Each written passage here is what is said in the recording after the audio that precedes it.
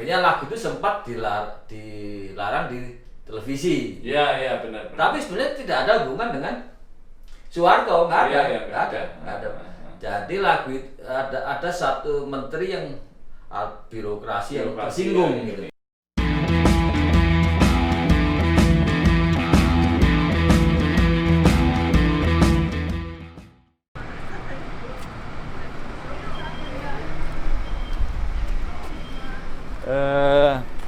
Halo teman-teman, sekarang saya berada di depan rumah Didi Sucahyo, pemain bass dari Elpamas di Alphen aan den Rijn, sebuah kota kecil di South Holland.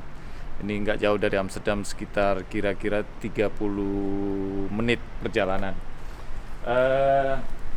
Ini juga merupakan, kalau teman-teman bisa lihat, ini adalah studio dari Didi di mana dia biasa memberikan les kepada anak-anak yang pengen belajar musik. Selain dia memberikan les, juga ada beberapa tenaga pengajar seperti tenaga pengajar drum atau tenaga pengajar gitar. Didi sendiri memberikan les bass.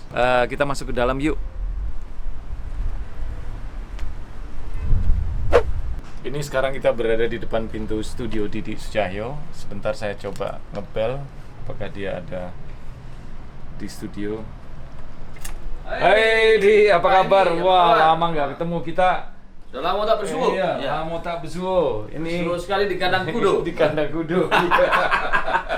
Ini di studio Didi juga disediain sanitizer. Jadi sebelum kita ngobrol-ngobrol dengan Didi Sucahyo, saya akan membersihkan tangan dulu. Ini studio Didi Sucahyo, di Bass Studio. Kita mau lihat apa aja yang ada di sini. Ini Didi lagi ringkes-ringkes. Ini ada. Ya, teringkes. Teringkes. Ini studio 1, gitar les, terus bass les di sini. Studio 1, ada gitar akustik, ada gitar elektris, ada ini amplifier, terus ada printer. Ya, kalau konsisten dapat kontrak. Kontrak ya. Oh iya, di sini. Di print out. Ya. Ini ada amplifier sama ampli gitar. Ya. Kita ke studio sebelah, studio 2. Di sini biasanya jadi ini ruang tunggu dulu, ruang tunggu dulu. Ruang tunggu di sini. Ruang tunggu di sini nih. Ini ada kulkas. Ada mesin kopi. Ya, ini ada minuman.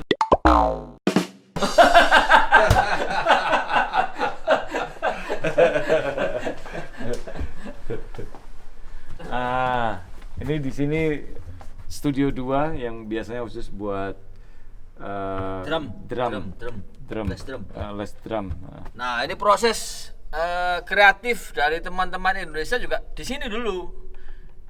Waktu acara Kus Plus. Oh iya. Acara Kus Plus yang kita ngiringin siapa? Ahmad Albar, iya. Nah, itu kita latihan di sini. Latihan di sini ya, benar. Terus acara Saung Jabo. Saung Jabo ya di sini juga. Iya, terus acara siapa lagi tuh? Acara Indopop. Katon. Itu kita latihan di sini. Latihan di sini juga. Ini drum studio, ada 2 drum style. Jadi siapapun yang mau ikut les drum di sini, jangan khawatir. Ada ventilasi, ya. Ada sirkulasi udara. Pokoknya kita jaga ini ruangan bersih. Iya, terutama di zaman corona ini. Segalanya harus bersih, terjaga. Ya, ini kita dari Amsterdam tadi ke sini memang sengaja datang ke tempat Didi Sucahyo karena sudah lama nggak ketemu ya. Di Alphen aan den Rijn. Di Alphen aan den Rijn, ya. Kota kecil yang nggak jauh dari Amsterdam. Seperti teman-teman tahu, Didi Sucahyo adalah pemain bass dari Elpamas yang dulu ya. Dulu kan? Dulu. Sekarang dia pemain bassnya ini fotonya di Raspers dan Belanda yang ada di sini nih. Ya, banyak orang mengatakan saya masih bermain di Elpamas, sebetulnya sudah enggak. Oh ya, sorry. Tapi memang Didi Sucahyo lebih dikenal dengan Didi Elpamas. Didi Elpamas, ya benar. Ya, saya nggak tahu itu kenapa ya. Iya. Mungkin ya karena Ya lebih gampang bener. Lebih gampang ya. Saya sendiri juga kalau ini orang ingetnya oh Hengki Wizkid itu ya. Ya, Wizkid. Ya. Ya perkenalan dengan Hengki Supit kan sudah lama sebetulnya dari tahun 90 ya. Tahun 90. Iya, zaman Hengki masih rambut gondrong. panjang. Ya.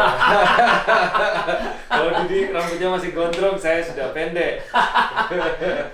Ya tahun berapa tuh, masih di Wizkid ya? Aku ya masih di Wizkid. Aku ke Jakarta itu tahun 88 kalau nggak salah. Terus kita ketemu tahun 89 atau 90. Ya sekitar tahun itu.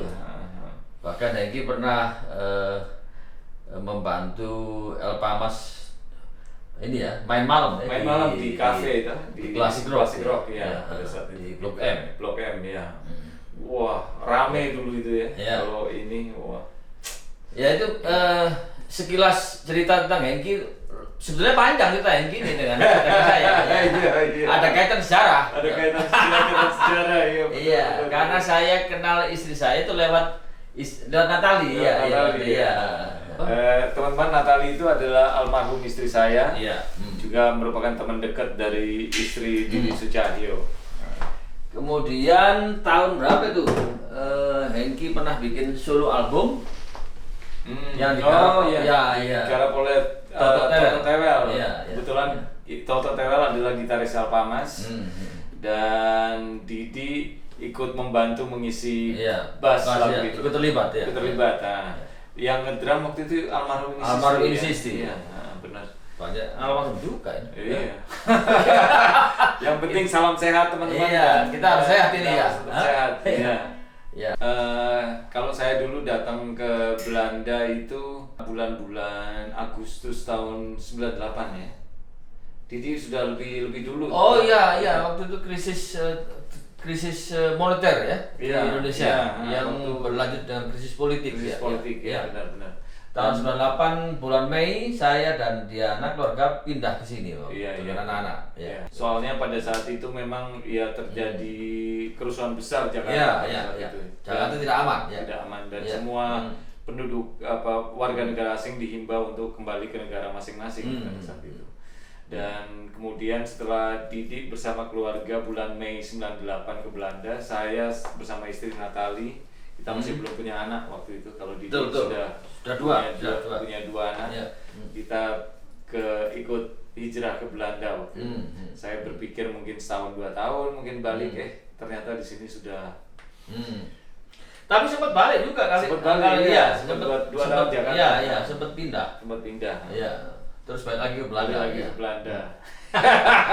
Mondar mandir. Jodohnya di Belanda memang. Iya.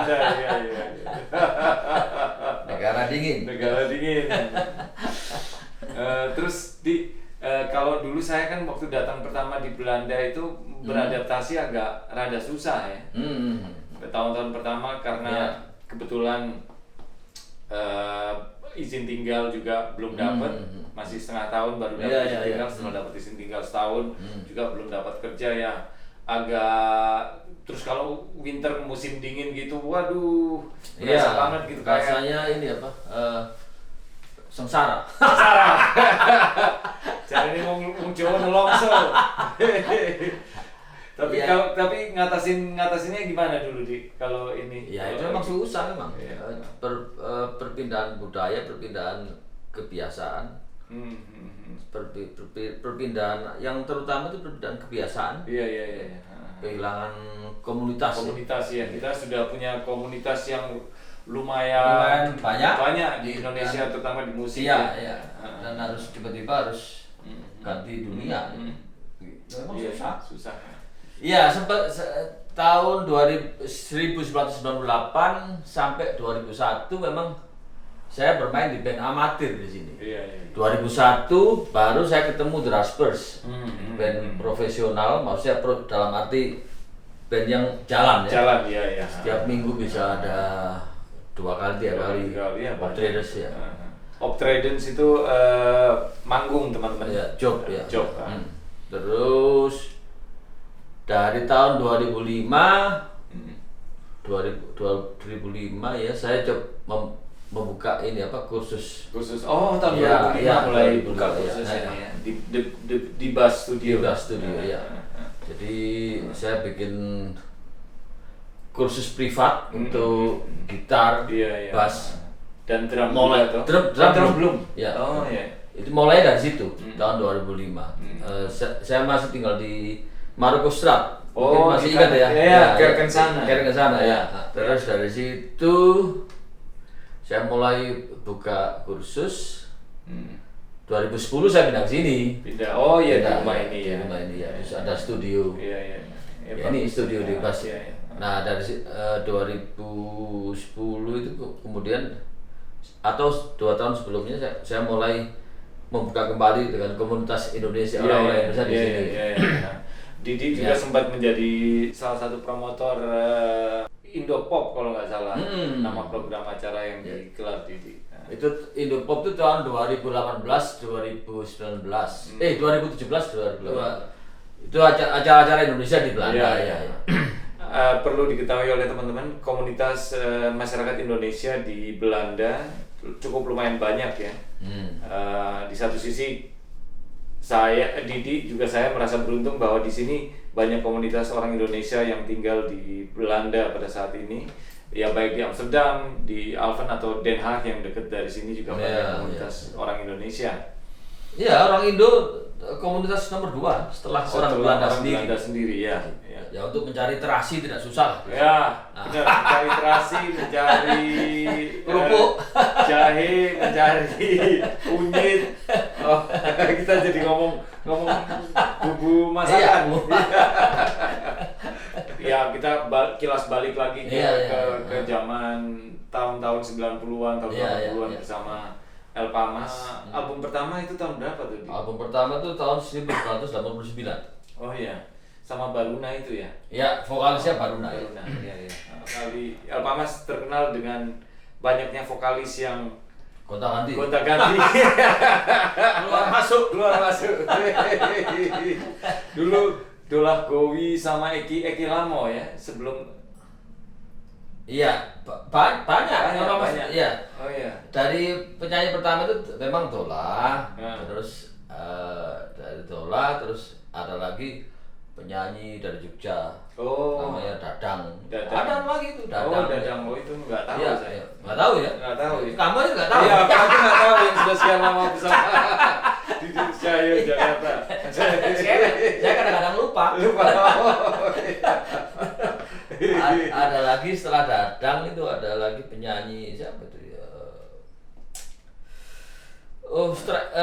Ceti Ulansari almarhumah juga pernah. Okay.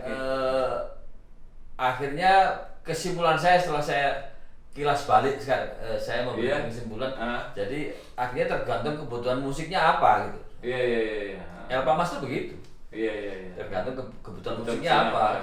Kalau mereka mau memainkan lagu-lagu Yes, jadi harus penyanyi yang mirip-mirip John Anderson. Iya. Kalau mau menyanyikan lagu-lagu klasik rock, kira-kira penyanyinya siapa? Iya.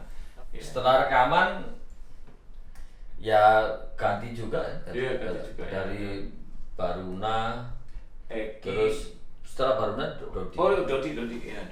Album pertama itu sebenarnya untuk kita persiapkan untuk Eki Lamo.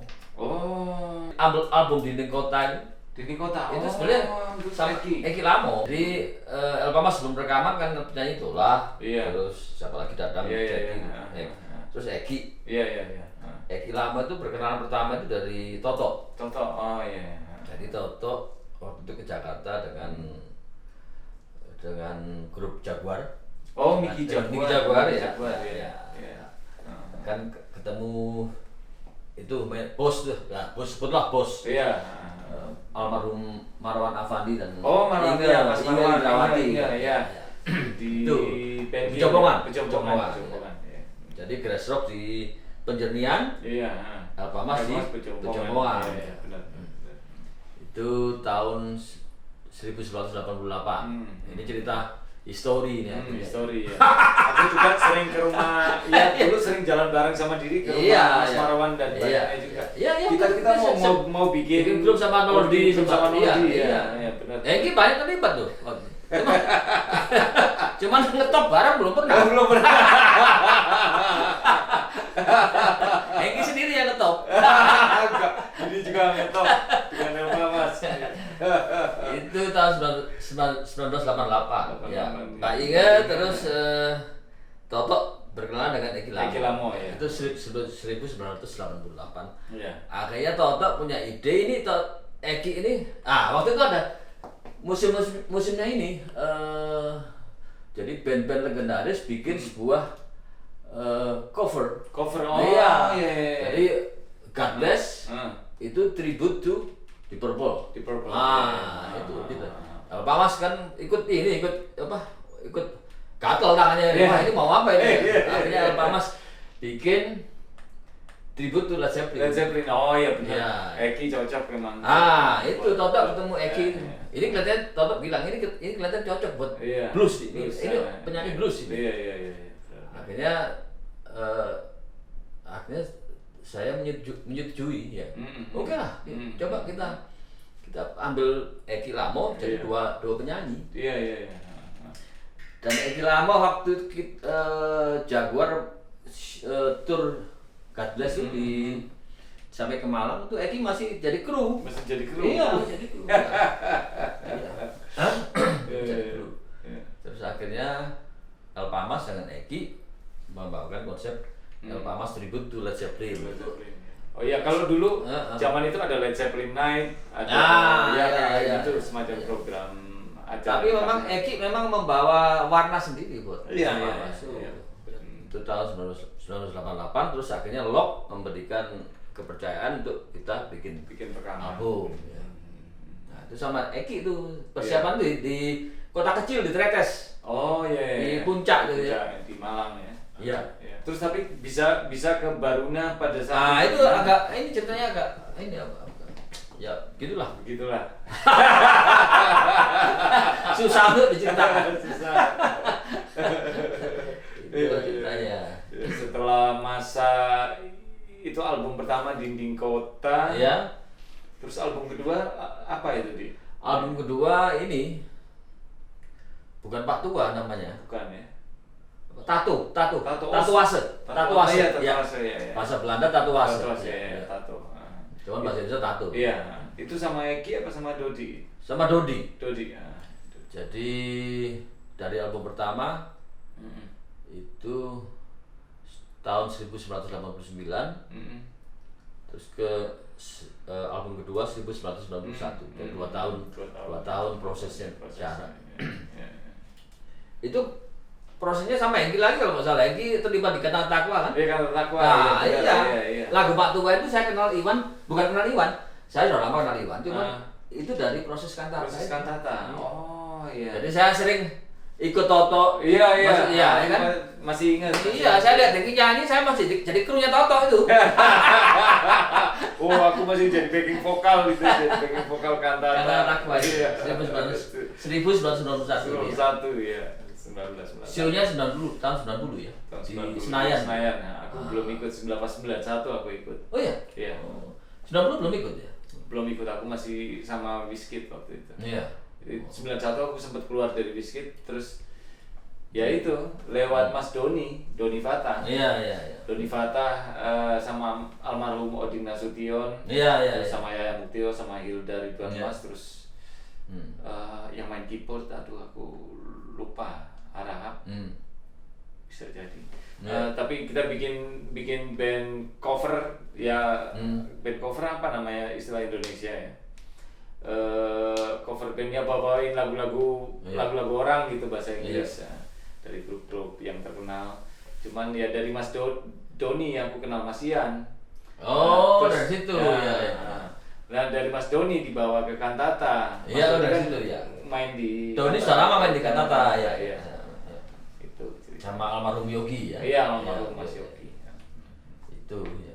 Ya itu proses album Pak Tua itu, lagu Pak Tua itu dari Iwan di rumah Mas Jody itu. Iya. Jadi kalau dibilang rumah Mas Jody itu membawa rezeki. Benar. Iya, benar. Ngobrol bertiga, saya Toto, Iwan. Toto sebelumnya kasih intro saya ini di Iwan Peter Haing ya. Peter Haing ya.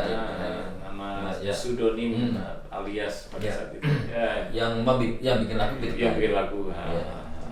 Dan itu dipopulerkan El Pamas. Oleh El Pamas. Ya. Jadi bukan El Pamas yang bikin.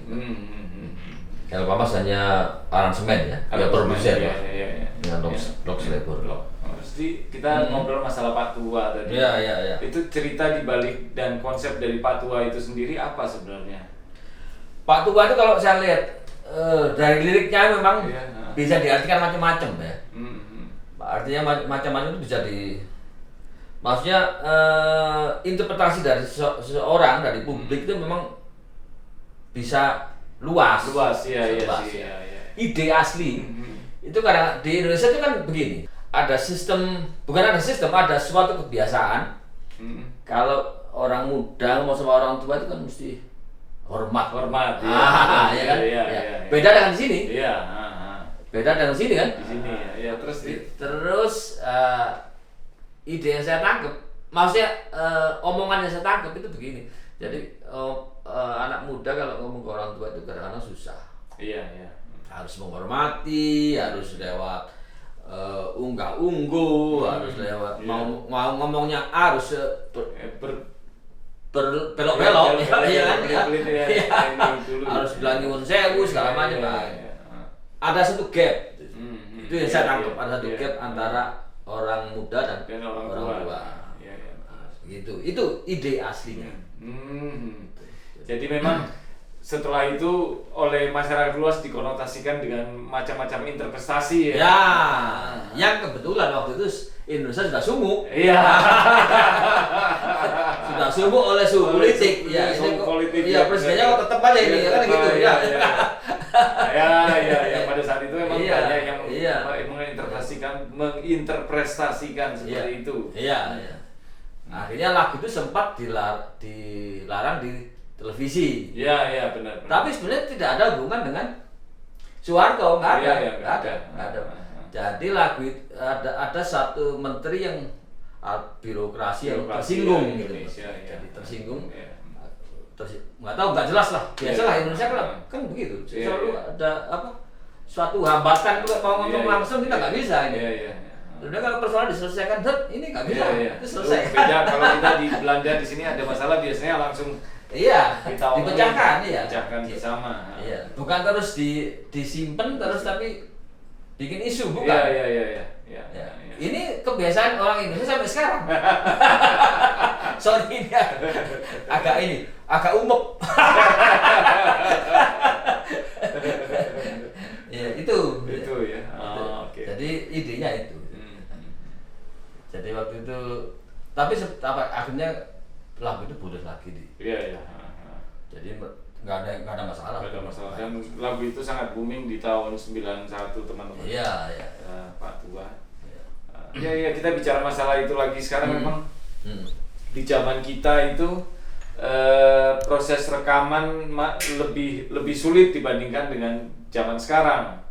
Karena saya sendiri besar di Palu sampai umur 18 tahun itu ke Jakarta karena di Palu nggak ada studio. Iya, betul. Nggak ada fasilitas untuk rekaman. Itu satu-satunya cara. Dan bisnis musik industri sendiri itu ada di Jakarta pada saat itu. Jadi saya terpaksa hijrah ke Jakarta juga. El Pamas juga salah satu alasan itu. Iya. Dulu band kan masih bisa dihitung dengan jari. Iya, benar.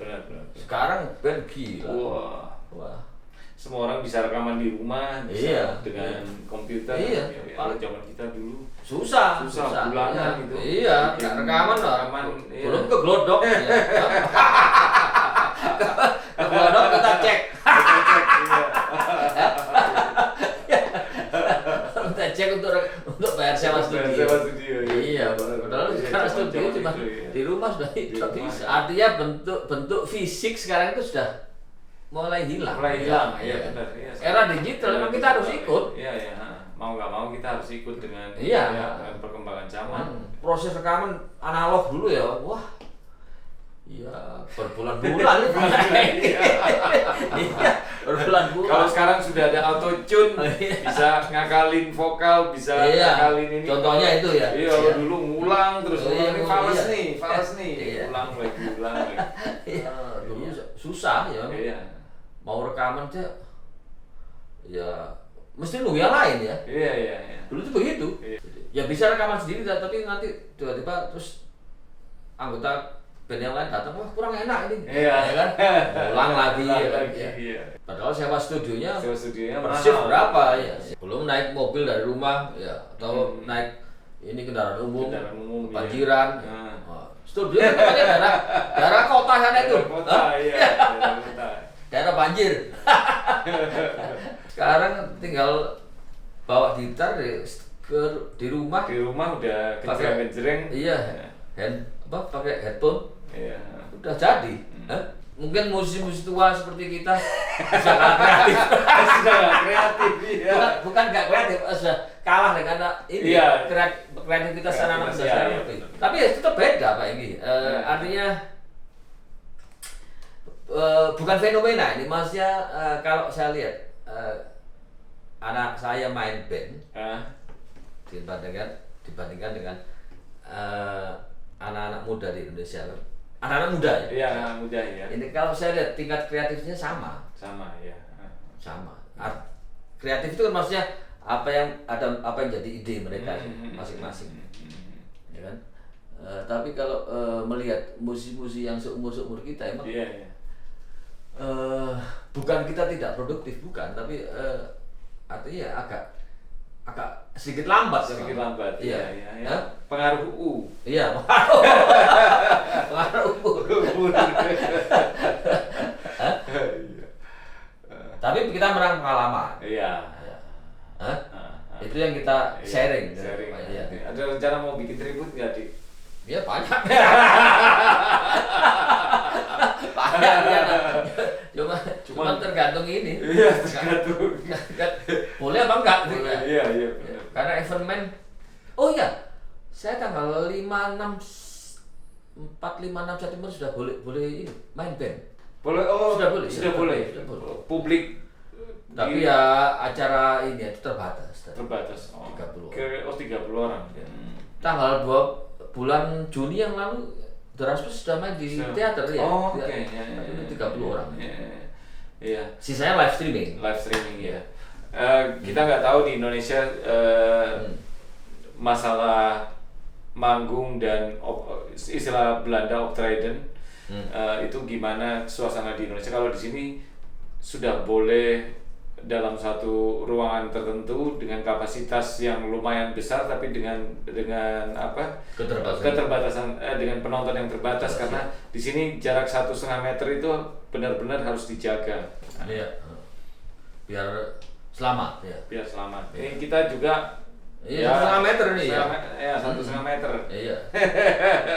Tapi yang kacau kalau saya pas lari dengan grup. Oh iya. Iya, saya kan duduk di klub olahraga atletik ya. Oh iya. Ketika lari susah jalan jarak 1,5 meter. Iya. Kita ngomong jaga jarak. Ngomong terus. Jadi pola hidupnya sehat di Belanda, dia suka bergabung dengan klub atletik, suka lari.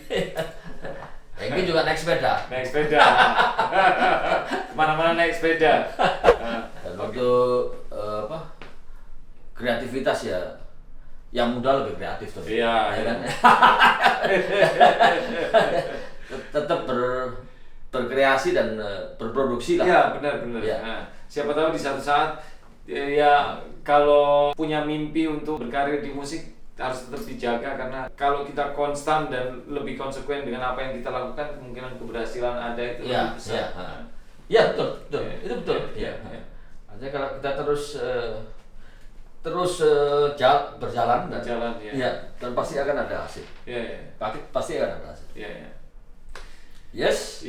Terima kasih Hengki. Terima kasih Pak Theo. Ya, untuk acara Hengki Talk. Sukses ya. Sama-sama sukses juga ya, di. Mudah-mudahan ketemu di event berikutnya. Ya. Mungkin Indo Pop atau mungkin acara apa ya. Amsterdam aksi Amsterdam. Ya. Oke. Mantap. Salam buat teman-teman semua, salam sehat, dan kita ketemu di kesempatan yang lain. Merdeka.